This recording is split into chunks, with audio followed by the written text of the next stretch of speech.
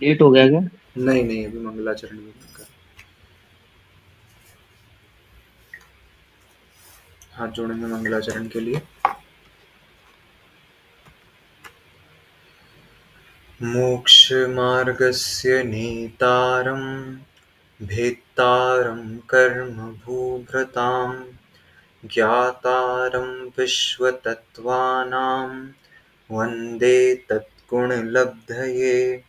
देवादिदेव 1008 श्री आदिनाथ भगवान की जय। आचार्य भगवान श्री उमा स्वामी महाराज की जय। 3,9,00,00,000 महामुनिराजों की जय। तो हम सभी ने पिछली क्लास में अध्याय 8 जो है वो कंप्लीट कर लिया था। हमारा अभी इस ग्रंथ के 8 अध्याय पूरे हो चुके हैं। तो इसमें तत्वों का वर्णन चल रहा है। तो अपना सबसे पहले 4 अध्याय जो हैं उनमें जीव तत्व का वर्णन हो गया। 5वें अध्याय में अजीव तत्व का वर्णन हो गया। 6वें अध्याय में आश्रव, फिर 7वें में आश्रव का ही और विशेष रूप से पुण्य आश्रव, शुभ आश्रव का वर्णन कर लिया। 8वें अध्याय में बंध तत्व का वर्णन पूर्ण हो गया। अब बचे कौन कौन से? संवर, निर्जरा और मोक्ष। तो हम 9th अध्याय, 9वां अध्याय आज से प्रारंभ कर रहे हैं। तो इस 9वें अध्याय में हमको बंध और संवर और निर्जरा, इन दो का वर्णन इस अध्याय में हमको पढ़ने को मिलेगा। फिर 10वें अध्याय में मोक्ष तत्व का वर्णन पढ़ करके, मोक्ष के बारे में जान करके हम मोक्ष जाने का प्रयास करेंगे। ठीक है। तो यहाँ पर हम संवर का प्रकरण यहाँ पर प्रारंभ करने वाले हैं। सबसे पहले संवर होता क्या है? तो संवर होता क्या है ये बताने के लिए सबसे पहला सूत्र लिखा,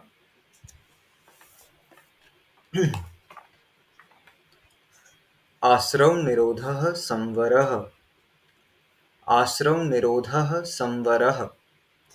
आश्रव निरोधः संवरः। सोनाली का सूत्र बोलेंगे। आश्रव निरोधः संवरः। मतलब क्या लिखा? आश्रव का निरोध कर देना, आश्रव को रोक देना। निरोध मतलब रोक देना। उसको क्या कहते हैं? संवर कहते हैं। आश्रव को रोक देना संवर कहलाता है। अब आश्रव क्या होता है? तो हमने 6वें अध्याय में आश्रव पढ़ लिया था। काय वांग मनः कर्म योगः स आश्रवः। मन वचन काय की प्रवृत्ति योग कहलाती है, वही योग आश्रव है। मतलब आश्रव क्या है? आश्रव है मन वचन काय की जो हम प्रवृत्ति कर रहे हैं, मन से सोचना, वचनों से बोलना और काय से क्रियाएं करना, ये योग कहलाता है। और इसी योग के कारण से आश्रव होता है। ठीक है। अब क्या करना है? अब उस आश्रव को, इसकी ये जो प्रवृत्ति चल रही है हमारी मन वचन काय की, इसका निरोध कर देना, इसको रोक देना, यही योग कहलाता है, यही संवर कहलाता है। ठीक है। इस योगों की प्रवृत्ति को रोक देना संवर कहलाता है। अब हमने क्या पढ़ा? आश्रव के द्वार कौन कौन से होते हैं? तो हमने देखा था हमको कारणों को बंद करते जाना है तो कार्य अपने आप होता जाएगा। कार्य अपने को करना है संवर का, तो अपने को क्या करना है? अपने को उसके कारणों को रोक देना, आश्रव के कारणों को रोक देना। अब आश्रव के कारण हमने कौन कौन से देखे थे? तो हमने फिर ये 8म अध्याय में देखा, मिथ्यात अविरति प्रमाद कषाय योगा बंध हेतवः। मतलब मिथ्यात्व, अविरति, प्रमाद, कषाय और योग, ये 5 कारण हैं जिनसे बंध होता है। मतलब कर्म आते हैं और फिर वो आत्मा से बंध जाते हैं। तो कर्म आ किन कारणों से रहे हैं? तो कर्म आ इन 5 कारणों से रहे हैं। हमने देखा था ना, एक कमरा है, उस कमरे में 5 खिड़कियां हैं और बाहर से आंधी चल रही है, हवा चल रही है, तो धूल 5 खिड़कियों से आएगी। ठीक है। और हम जैसे जैसे एक एक खिड़की बंद करते जाएंगे, वैसे वैसे क्या होगा? उस खिड़की से आने वाली धूल कम होती जाएगी। हमने जब नाव का एग्जाम्पल लिया था तब हमने क्या पढ़ा था कि नाव में छेद हो गया तो पानी आ रहा है। अब संवर को समझने के लिए हमने क्या करा था? उस छेद को बंद कर देना, ये हमने पढ़ा था संवर। तो ऐसी खिड़कियों को बंद कर देना जिससे कि धूल आना बंद हो जाए। ठीक है। वही है यहाँ पर संवर। हमको आत्मा में कर्मों के प्रवेश को ही रोक देना है, तब जाकर के हमारा संवर हो पाएगा। ठीक है, तो इन खिड़कियों का नाम क्या है? मिथ्यात्व, अविरति, प्रमाद, कषाय और योग। अब ध्यान से देखना, अब ये जो कर्मों का आने का कारण है ना, इनका मुख्य कारण मात्र कषाय और योग रहता है। ठीक है, कर्मों के आश्रव का मुख्य कारण मात्र कषाय और योग होता है। तो फिर मिथ्यात्व, अविरति, प्रमाद क्यों लिखा? इनकी मात्र उपस्थिति रहती है। ठीक है, कारण है ये भी, लेकिन इनकी मात्र उपस्थिति ही है। जो मेन काम हो रहा है ना कर्मों के आने का, वो मेन काम सिर्फ कषाय और योगों के कारण होता है। एग्जाम्पल के तौर पर समझते हैं, जैसे एक पेड़ को काटना हो, तो उस पेड़ को यदि काटना हो तो हमारे पास क्या होनी चाहिए? कुल्हाड़ी होनी चाहिए और काटने वाला व्यक्ति होना चाहिए। ठीक है, तो वो पेड़ को काटने का काम कौन कर रहा है? मेन काम तो कुल्हाड़ी कर रही है, लेकिन उस व्यक्ति की उपस्थिति भी तो अनिवार्य है। ठीक है, अगर वो व्यक्ति नहीं रहेगा तो क्या कुल्हाड़ी पड़े पड़े पेड़ को काट देगी? नहीं, वो व्यक्ति की उपस्थिति अनिवार्य है। लेकिन पेड़ काटने का एक्चुअल कारण देखा जाए तो मात्र वो कुल्हाड़ी ही है। व्यक्ति अकेला भी पेड़ नहीं काट सकता और वो कुल्हाड़ी अकेले भी पेड़ नहीं काट सकती, दोनों का एक साथ होना आवश्यक है।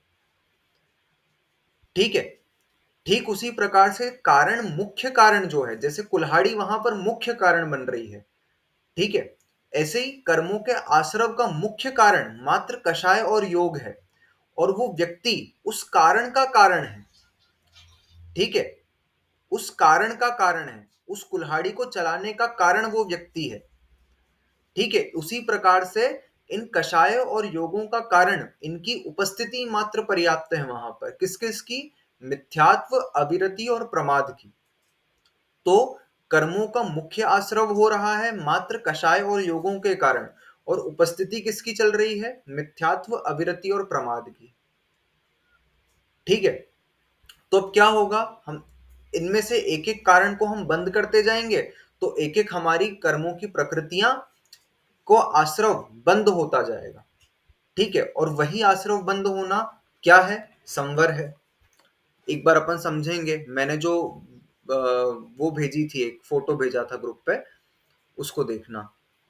मैं यहाँ पर दिखा रहा हूँ, लेकिन अपने अपने फोन में खोल सकते तो फोन में खोल लेना। ये देखो, सबसे पहले तो अपन देखेंगे कि बंध कितनी प्रकृतियों का होता है। तो बंध होता है 120 प्रकृतियों का।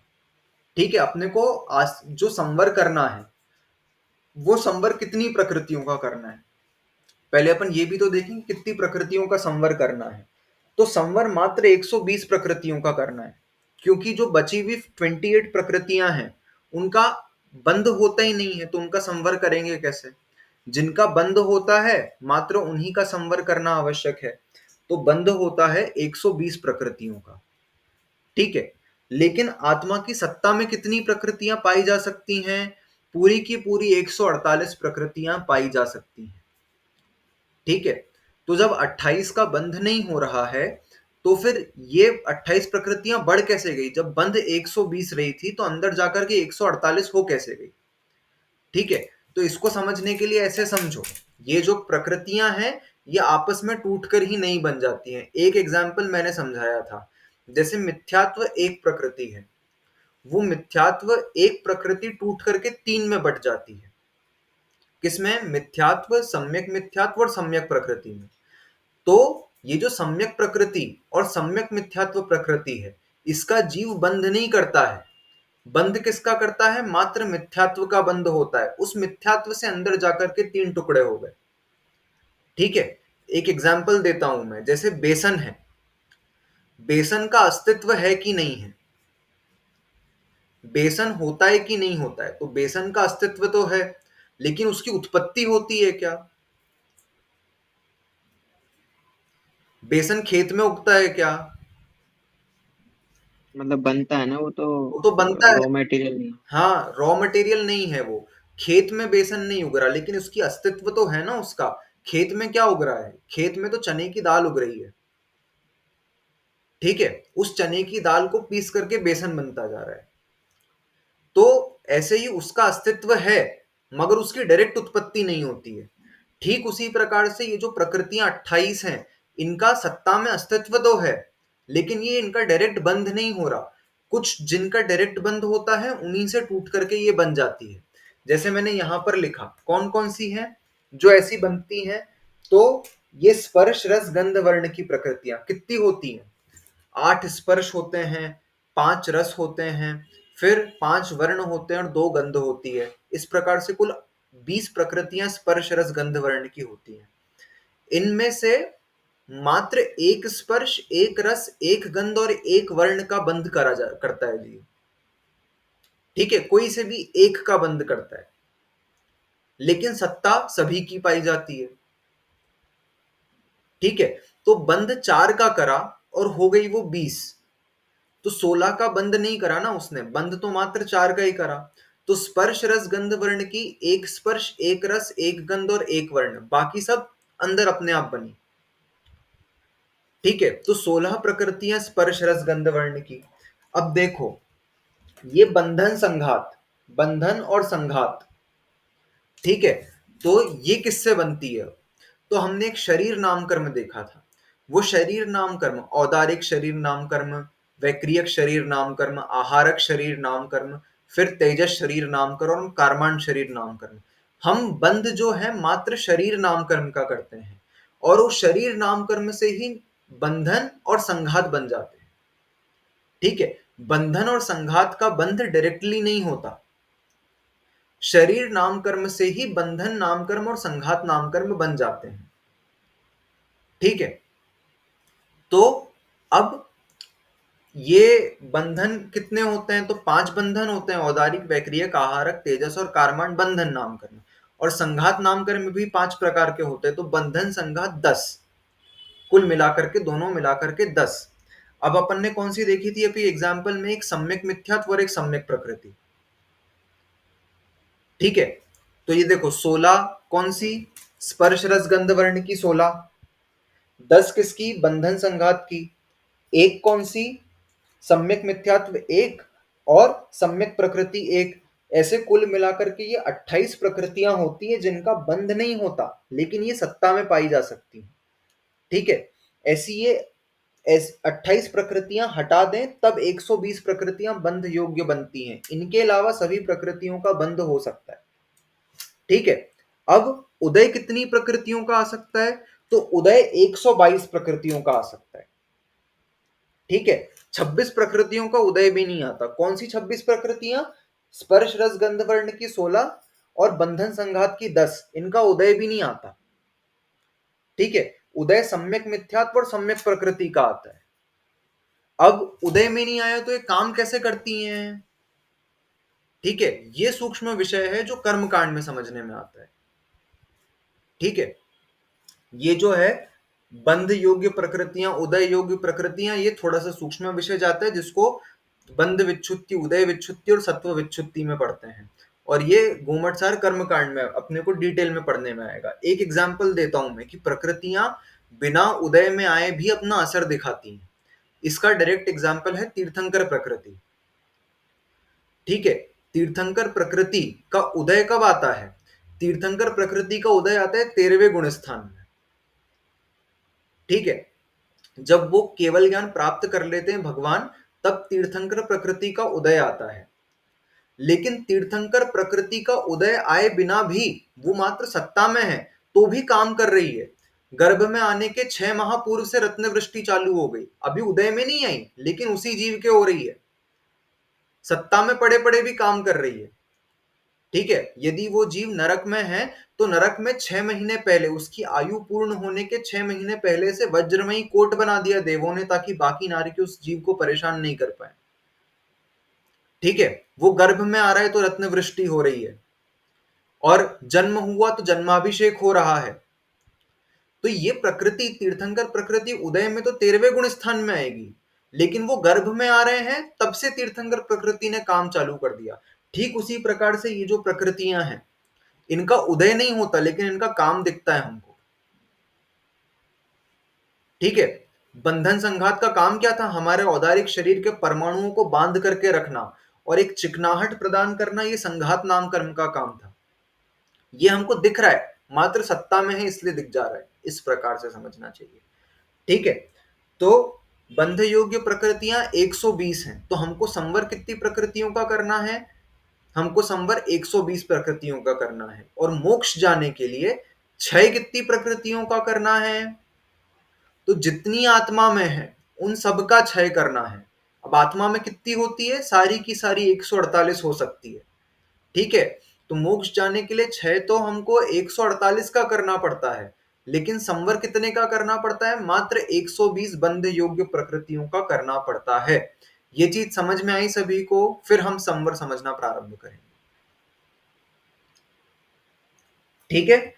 अब अपन देखेंगे संवर। हमने क्या समझा? आश्रव का निरोध कर देना, मतलब कर्म के आने को रोक देना, ये संवर है। तो अब ध्यान से देखना, पहला कारण क्या था कर्मों के आने का? मिथ्यात्व।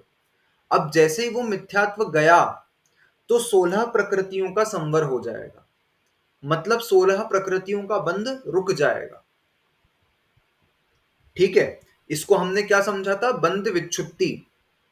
जैसे ही मिथ्यात्व खत्म हुआ, 16 प्रकृतियों की बंध विच्छुत्ति हो गई, अब 16 प्रकृतियों का संवर हो गया, अब उनका बंध नहीं हो रहा। मतलब जैसे ही पहले गुण स्थान से जीव ऊपर उठा, मतलब दूसरे गुण स्थान में, अब मिथ्यात्व से बंधने वाली जो 16 प्रकृतियां थी, अब उनका बंध नहीं होगा, अब वो आत्मा में नहीं आएंगी। ठीक है। अब दूसरे गुण स्थान में क्या है? अब दूसरे गुण स्थान से चौथे गुण स्थान तक अविरति है, मैं तो कहूं पांचवें गुण स्थान तक अविरति है। ठीक है। तो दूसरे गुण स्थान में कैसी अविरति है? दूसरे तीसरे इन दोनों गुण स्थानों में अनंतानुबंधी संबंधी अविरति है। चौथे गुण स्थान में क्या हो गया? अब अनंतानुबंधी का उदय चौथे गुण स्थान में तो नहीं होता, वहां पर अप्रत्याख्यानावरण संबंधी अविरति है। फिर पांचवें गुण स्थान में क्या हुआ? अप्रत्याख्यानावरण का उदय नहीं होता, तो वहां पर प्रत्याख्यानावरण संबंधी अविरति है। ठीक है। इस प्रकार से ये अविरतियां होती हैं। तो दूसरे गुण स्थान में किस संबंधी अविरति है? दूसरे गुण स्थान में अनंतानुबंधी संबंधी अविरति है।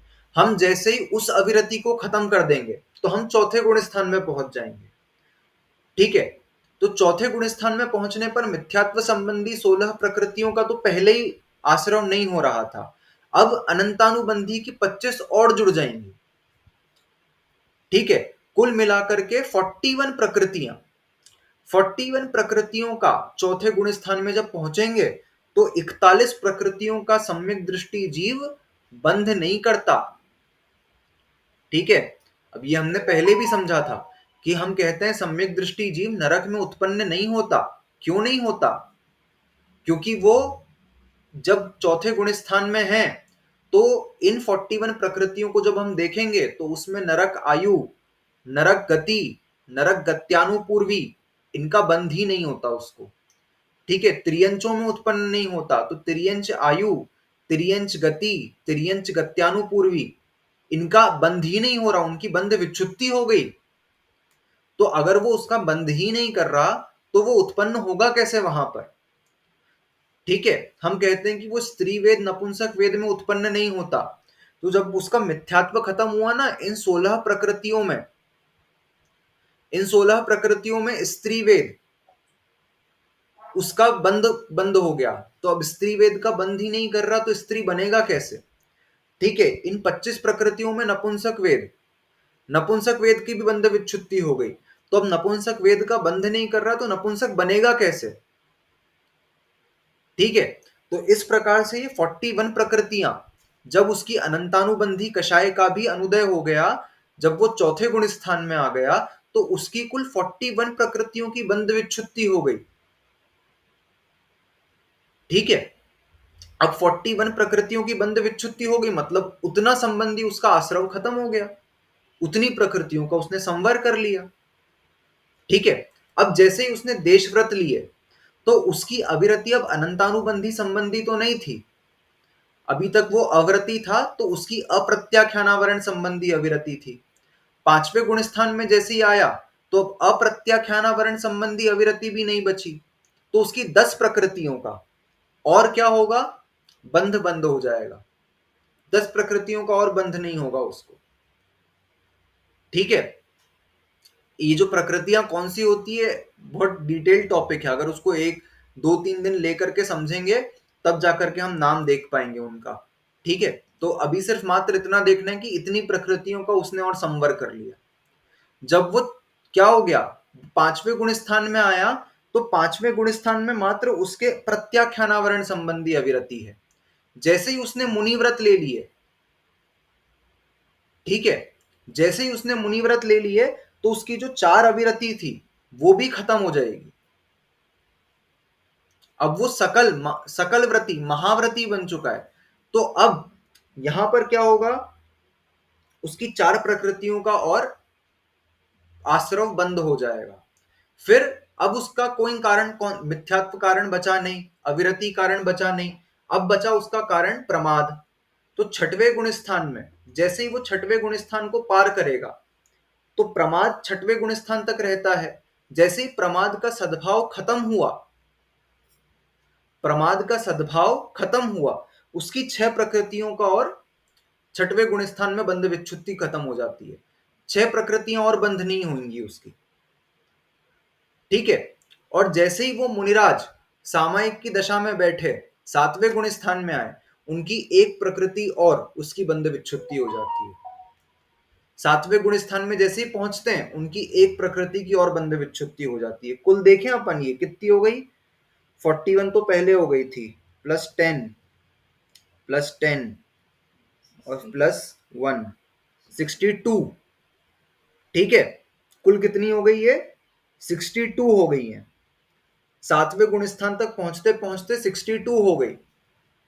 बंद कितने का कर सकता है जीव, 120 का कर सकता है। मतलब मात्र मुनिव्रत ले जाने से हम आधी से ज्यादा प्रकृतियों की बंध विच्छुत्ति रोक देते हैं, मतलब बंध रोक देते हैं। ठीक है, आधी से ज्यादा प्रकृतियों का बंध नहीं हो रहा अब, तो मात्र मुनिव्रत स्वीकार कर लेने से इतना हम आत्मा में कर्मों की धूल को आने से रोक सकते हैं। ठीक है, अब तो हाँ बोलो। मतलब स्वीकारने से या मतलब आवश्यक वगैरह प्रॉपर हाँ तरीके से मतलब रहने वही से? मुनि व्रत का पालन करने से, हाँ। है ना, हम्म। जैसा मुनि दशा है वैसा पालन करने से। फिर उसके बाद अब प्रमाद भी नहीं बचा, 7वें गुण स्थान से ऊपर प्रमाद भी नहीं है। ठीक है, तो अब क्या कारण बचा, कषाय और योग। अब इस कषाय को 3 पार्ट्स में डिवाइड किया। कौन सी, तीव्र कषाय, मध्यम कषाय और जघन्य कषाय या मंद कषाय, ऐसा समझ लो। किस किस में, तीव्र कषाय, मध्यम कषाय और जघन्य कषाय। अब तीव्र कषाय से ये नहीं समझना कि तीव्र मतलब जैसी पहले गुण स्थान में तीव्र कषाय थी वैसी ही तीव्र कषाय। ये 8वें गुण स्थान के तीव्र कषाय की बात हो रही है। जैसे आप समझना, जैसे अपन किसी बच्चे को समझाएं कि ये बच्चा फर्स्ट डिवीजन पास हुआ है, तो फर्स्ट डिवीजन है 60% से ऊपर, तो एक अलग कैटेगरी बन जाएगी ना, जिसके 90 से 100 आए होंगे वो सबसे अच्छा, फर्स्ट डिवीजन के अंदर ही है सारे के सारे। लेकिन एक 90 से 100 की अलग कैटेगरी होगी, एक 60 से 75 की अलग कैटेगरी होगी, और एक 75 से 90 की अलग कैटेगरी होगी। इसको भी तो 3 कैटेगरी में क्लासिफाई कर सकते हैं। कुल मिलाकर के सब हैं फर्स्ट डिवीजन पास। ठीक है, लेकिन उसमें भी अच्छे में भी अच्छा है। तो यहां पर तीव्र जो है वो ऐसा समझना कि 60 से 75% वाले हैं, ये जो मध्यम है वो 75 से 90% वाले हैं, और जघन्य है वो 90 से 100% वाले हैं, ऐसा समझना। तो इसको देखो, यहां पर क्या है, कषाय, तो तीव्र कषाय मतलब 8वां गुण स्थान, यहां पर 36 प्रकृतियों की बंध विच्छुत्ति होती है। अभी तक का सबसे बड़ा नंबर 36। ठीक है, 62 तो हो ही गई थी, 36 और कर ली, 98 प्रकृतियों की कुल 8वें गुण स्थान में जाकर के बंध विच्छुत्ति हो गई। फिर और कषाय कम करी, 9वें गुण स्थान में आए तो 5 प्रकृतियों का और संवर कर दिया, और ऊपर उठे 10वें गुण स्थान में जाकर के 16 प्रकृतियों का बंध विच्छुत्ति कर दी। अब 10वें गुण स्थान के ऊपर 10वें गुण स्थान के ऊपर कषाय तो है ही नहीं। ठीक है, अब कौन से गुण स्थान से? उपशांत मोह, क्षीण मोह, सयोग केवली और अयोग केवली। यहां पर मात्र योग कारण बनता है, 13वें गुण स्थान तक योग कारण बनता है। ठीक है, तो योग कारण बनता है, तो योग के कारण मात्र एक प्रकृति का ही आश्रय होता है। और 13वें गुण स्थान से ऊपर जाकर के जैसे ही हम 14वें में पहुंचेंगे अयोग केवली, तब योग भी कारण नहीं है। ठीक है, तब वहां पर क्या होता है? वहां पर कर्मों का आना पूरी तरह से रुक जाता है। ठीक है, जब हम 10वें अध्याय में मोक्ष का स्वरूप देखेंगे, 10वें अध्याय में जो सूत्र लिखा मोक्ष के लिए, वो क्या लिखा? बंध हेतव भाव निर्जराभ्याम कृत्स्न कर्म विप्र मोक्षो मोक्षः। मतलब मोक्ष समझाने के लिए उन्होंने लिखा कि जो बंध के हेतु हैं, बंध के जो कारण हैं, उनका अभाव करो। तो मिथ्यात्व, अविरति, प्रमाद, कषाय और योग, इनका अभाव करने पर और फिर निर्जरा करने पर क्या होगा? ये जो कर्म है इनका क्षय होगा। तो सबसे पहले बंध का अभाव करेंगे। कब तक अभाव? कहाँ होगा अभाव? 14वें गुण स्थान में बंध के हेतुओं का अभाव होगा। उसके पहले तो निरंतर बंध जारी है, एक ना एक कारण तो है ही ना। 13वें गुण स्थान तक भी योग तो कारण बन ही रहा है ना। ठीक है, तो बंध हेतुओं का अभाव, 14वें गुण स्थान में बंध हेतुओं का अभाव करा, और फिर शुक्ल ध्यान लगा करके उन मुनिराज ने 14वें गुण स्थान में जो कर्म पड़े हुए थे आत्मा में, उनकी निर्जरा करी। तब जाकर के उन कर्मों का पूरी तरह से क्षय होगा, और तब जो दशा प्रकट होगी उसको मोक्ष कहा गया है। तो मोक्ष पाने के लिए सबसे पहले सभी प्रकृतियों का संवर अनिवार्य है। उसके बाद जाकर के स्थिति बनती है जिसमें हम कर्मों का क्षय करेंगे। हमने समझा था ना, सविपाक निर्जरा और अविपाक निर्जरा। तो सविपाक निर्जरा किसी काम की नहीं है, अविपाक निर्जरा ही मोक्ष मार्ग में हेतु है। ठीक है, तो इस प्रकार से हमने समझा संवर। संवर क्या होता है? तो संवर हमने देखा कि आश्रव का निरोध कर देना, आश्रव को रोक देना, यही कहलाता है संवर। ठीक है, कर्मों के आने को रोक देना, यही कहलाता है संवर। अब उसके बाद संवर कैसे होता दस है? हाँ बोलो। 10वां बहुत छोटा है यार। 10वां में बात बहुत ही कम सूत्र हैं। हाँ। अभी इस वाले में कुछ 45 या 47 सूत्र हैं, और 10वें वाले में तो 4, 8, मेरे ख्याल से 15 के अंदर अंदर ही हैं सूत्र, ऐसे ही कुछ है। हाँ, मतलब प्रोसेस तो पहले ही हो गए सारे संवर हाँ, वगैरह सब। 8 ही सूत्र, उसमें तो खाली रिजल्ट बताया है बस। उसमें रिजल्ट बताया है, 9 ही सूत्र हैं उसमें। ठीक है, तो अब क्या करना? अब अपने को आश्रव, अब हमने संवर समझ लिया, संवर क्या होता है। अब संवर कैसे होता है, तो उसके लिए अगला सूत्र लिखा आचार्य महाराज ने। तो अगला सूत्र है सगुप्ती समिति धर्मानुप्रेक्षा परिशः जय चारित्रेः। सगुप्ती समिति धर्मानुप्रेक्षा परिशः जय चारित्रेः। सगुप्ती समिति धर्मानुप्रेक्षा परिशः जय चारित्रेः। हितेन सूत्र बोलोगे? गुप्ती समिति धर्मानुप्रेक्षा परिचय। जय। एक सेकंड, परिचय हे जय, नहीं परिचय जय चारित्र, दोबारा बोलता हूँ। हाँ, गुप्ती समिति धर्मानुप्रेक्षा परिचय जय चारित्र है। ठीक है। अब वह जो संवर है, वह संवर किससे होता है? तो सबसे पहले लिखा स, मतलब वह संवर, संवर की बात चल रही थी ना, तो इसलिए स से उसको लिखा कि वह संवर किससे होता है। सबसे पहले गुप्ती का पालन करने से, फिर समिति का पालन करने से, फिर धर्मों का पालन करने से, फिर अनुप्रेक्षा भावनाओं के चिंतन से, फिर परिशः जय, परिशहों को जीतने से, और फिर चारित्र से। इससे संवर होता है। अब हमने जो संवर समझा, और यहाँ पर आचार्य महाराज का जो संवर है, इन दोनों में अंतर है। ठीक है, हमने जो संवर समझा वो गुणस्थान की अपेक्षा संवर समझा हमने। अब गुणस्थान जो होते हैं वो तो सहज रूप से हो जाते हैं, हमने जैसे परिणाम करे तो हमारा गुणस्थान ऊपर नीचे हो गया। ठीक है, तो हमने तो पहले गुण स्थान में संवर समझा कि 16 प्रकृतियों का आना रुक गया, तो पहले गुण स्थान में इतनी प्रकृतियों का संवर हो गया। ठीक है, लेकिन यहां जो संवर की बात हो रही है कि वह संवर, वो जिस संवर की बात करना चाह रहे हैं, वो संवर तो गुप्तियों का पालन करने से होता है, समितियों का पालन करने से होता है। तो क्या दूसरे गुण स्थान, तीसरे गुण स्थान, चौथे गुण स्थान वाला व्यक्ति गुप्ती समिति का पालन करता है? नहीं करता। तो आचार्य महाराज के अनुसार संवर मात्र मुनि दशा में हो सकता है। जो वास्तविक संवर मोक्ष मार्ग में हेतु है, ये जो संवर हमने पढ़ा, ये इतना कार्यकारी नहीं है। जैसे सविपाक अविपाक निर्जरा थी ना, सविपाक निर्जरा हर जीव कर रहा है। कर्म उदय में आए, उसने उस कर्म के उदय में राग द्वेष करा और नवीन कर्म का बंध कर लिया। ठीक है, ये थी सविपाक निर्जरा। और अविपाक निर्जरा हमने कर्मों को उसके उदय के आने के पहले ही उनको उदय में लाके निर्जरित कर लिया। तो मोक्ष मार्ग में हेतु अविपाक निर्जरा थी। और ये कौन सी है, मतलब, और जो सब कर रहे हैं वो कौन सी है, सविपाक निर्जरा। तो हमने जो संवर पढ़ा वो संवर तो ठीक है, इतना कार्यकारी नहीं है जितना कार्यकारी जो आचार्य महाराज संवर बता रहे हैं वो संवर है। मोक्ष मार्ग में यही कारण है। संवर मतलब क्या, हमको कर्मों के आने को रोकना है। अब जैसे टंकी की सफाई करनी है हमको छत पे, तो हम क्या करेंगे, घर के सभी नलों को खोल देंगे तो वहां का पानी खत्म हो जाएगा। लेकिन यदि हम सभी नलों को खोल भी दें और नीचे से मोटर भी चालू कर दें, तो जितना पानी नीचे आ रहा है उतना ही ऊपर भी पहुंचता जा रहा है। तो टंकी खाली हो पाएगी क्या? नहीं। ठीक उसी प्रकार से हमको आत्मा से कर्मों की निर्जरा करनी है, तो हमको संवर उस ढंग से करना पड़ेगा कि आत्मा में कर्मों की इनकमिंग तो कम हो और आउटगोइंग ज्यादा हो।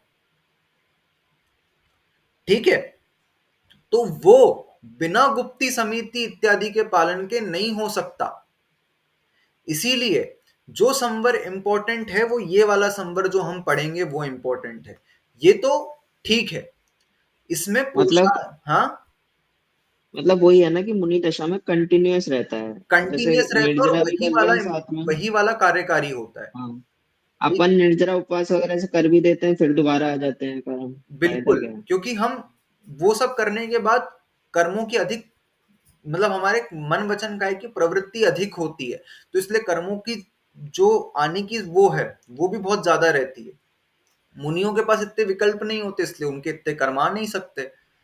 ठीक है, तो हमारे निर्जरा, हमारे जो संवर है वो अच्छा संवर नहीं है। मोक्ष मार्ग में जो संवर है वो बिना मुनि व्रत के संवर अच्छा हो ही नहीं सकता। ठीक है, तो बिना गुप्तियों के पालन के, बिना समितियों के पालन के जो संवर है वो अच्छा संवर नहीं है, ऐसा समझना हमको। ठीक है, तो अब देखो क्या क्या है। तो गुप्ती, समिति, धर्मानुप्रेक्षा, परिशहजय और चारित्र। संवर किस किस से होता है? तो गुप्तियों का पालन कर लेने से, समिति का पालन कर लेने से। ठीक है, सबसे पहले इसको लिखने की एक सीक्वेंस है, गुप्ती पहले लिखी फिर समिति लिखी, इसके पीछे भी कारण है। ठीक है, तो ये जो गुप्ती पहले लिखी, गुप्ती का मतलब क्या है तो आगे अपन देखेंगे कि योगों का निरोध कर लेना ये गुप्ती है। ठीक है, भली प्रकार से अपने मन वचन काय की प्रवृत्ति को स्थिर कर लेना ये गुप्ती है। ठीक है, ये हम आगे देखेंगे। तो हमको क्या करना, एक स्थान पर बैठ जाना, ना मन को इधर उधर डिगाना, ना वचनों से कुछ बोलना, ना शरीर से कुछ करना। मोक्ष जाने में अगर कुछ कार्यकारी है वो सिर्फ गुप्तियां हैं। ठीक है, सिर्फ गुप्तियों का पालन कर ले कोई तो वो मोक्ष चला जाएगा, क्योंकि उसका शरीर स्थिर है, वचन स्थिर है, मन स्थिर है। अब वो उस एकाग्रता से स्थिरता पर ध्यान दे देना तो वो आश्रव पूरा का पूरा संवर करके मोक्ष चला जाए, सिर्फ गुप्तियों का पालन कर लेने मात्र से। जब पहले चतुर्थकालीन समय में जब गुरु शिष्य को दीक्षा दिया करते थे तो वो क्या कहते थे कि जाकर के एक जगह पर बैठ जाओ और कब तक मत उठना जब तक केवल ज्ञान प्रकट नहीं हो जाए। ठीक है, तो केवल ज्ञान एक जगह पर बैठने से क्या होगा? काय योग स्थिर हो गया, वचन योग बंद हो गया, मन को कंट्रोल करना है, मात्र गुप्ती का पालन करना है। दीक्षा लेने का एकमात्र उद्देश्य है मात्र गुप्ती का पालन करना।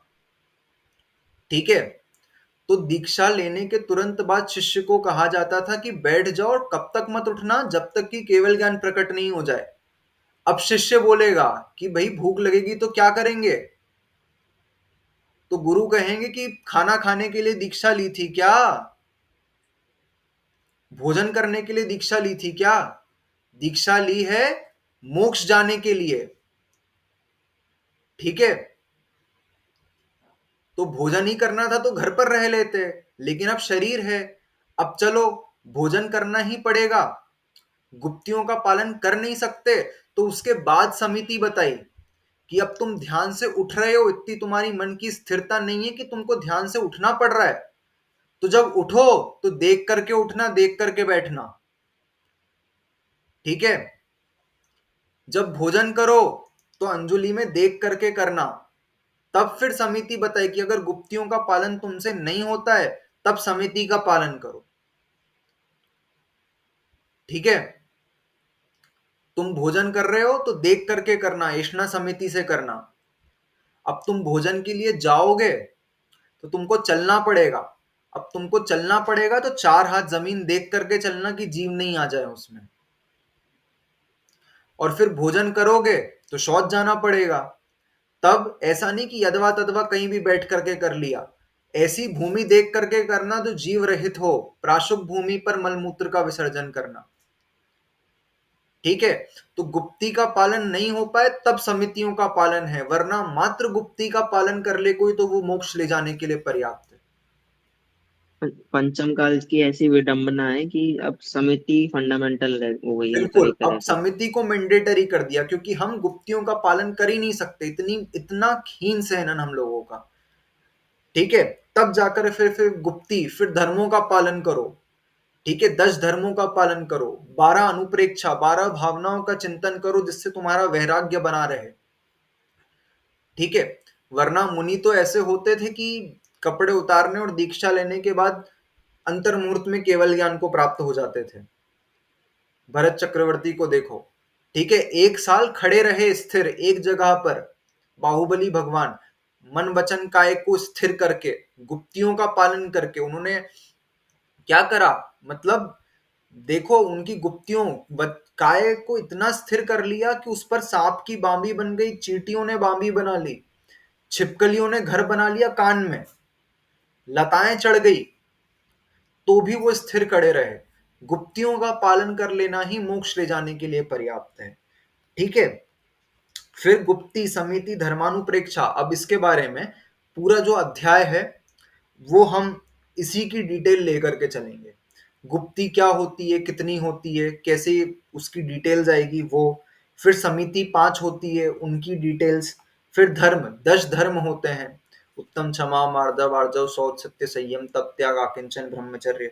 12 अनुप्रेक्षा भावनाएं होती है, अनित्य, अशरण आदि 12 अनुप्रेक्षा भावनाएं। परिशह जय, 22 परिशह होते हैं ना, उन 22 परिशहों की जय। और 5 प्रकार का चारित्र, इसी की डिटेल आएगी अब आगे अध्याय में। ठीक है, तो इसका पालन कर लेने से आचार्य कहते हैं कि संवर होता है। ठीक है, और संवर किससे होता है? तो अगला सूत्र लिखा, तपसा निर्जरा च, तपसा निर्जरा च, तपसा निर्जरा च। सोनालिका सूत्र बोलोगे? तपसा निर्जरा च। ठीक है, तप से निर्जरा होती है, और च शब्द से ग्रहण करना है संवर भी होता है। ठीक है, अब क्या लिखा, तपसा निर्जरा च, तो वह जो तप है उस तप से क्या होता है, निर्जरा होती है, और च से ग्रहण करना है संवर भी होता है। तो यहां पर तप को ऊपर वाले सूत्र में ग्रहण कर लेते हैं।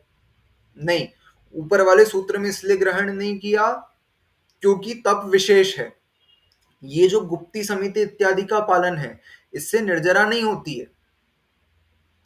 ठीक है, संवर जरूर होता है लेकिन निर्जरा नहीं होती है। निर्जरा किससे होती है? निर्जरा तप करने से होती है। और उस तप करने से संवर भी होता है। तो अब कुल कितने कारण हो गए? गुप्ती, समिति, धर्म, अनुप्रेक्षा, परिचय, चारित्र और तप।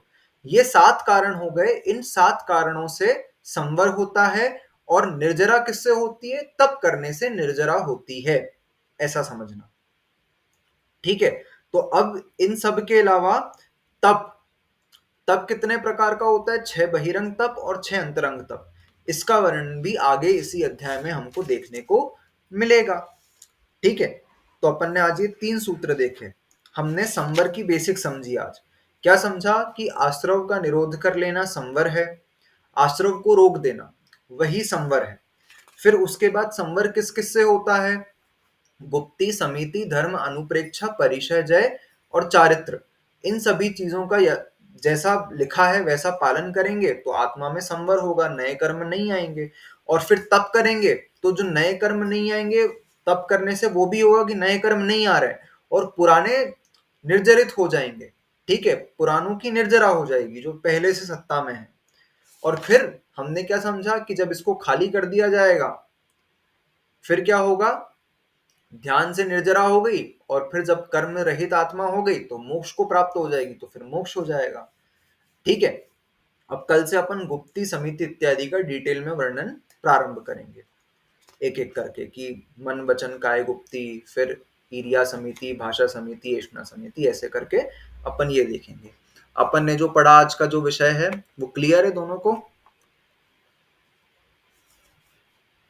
ठीक है। अपन जिनवाणी स्तुति करेंगे, हाथ जोड़ेंगे जिनवाणी स्तुति के लिए। शास्त्र पठन में मेरे द्वारा यदि जो कहीं कहीं प्रमाद से कुछ अर्थ वाक्य पद मात्रा छूट गई, सरस्वती मेरी उस त्रुटि को कृपया क्षमा करें और मुझे कैवल्य धाम में मां विलंब धरें।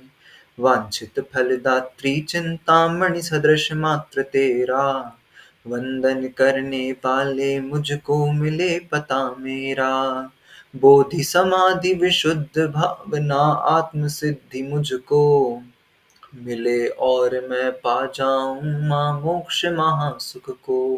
द्वादशांग जिनवाणी मातेश्वरी की जय। सभी का उत्सर्ग कर लेंगे एक।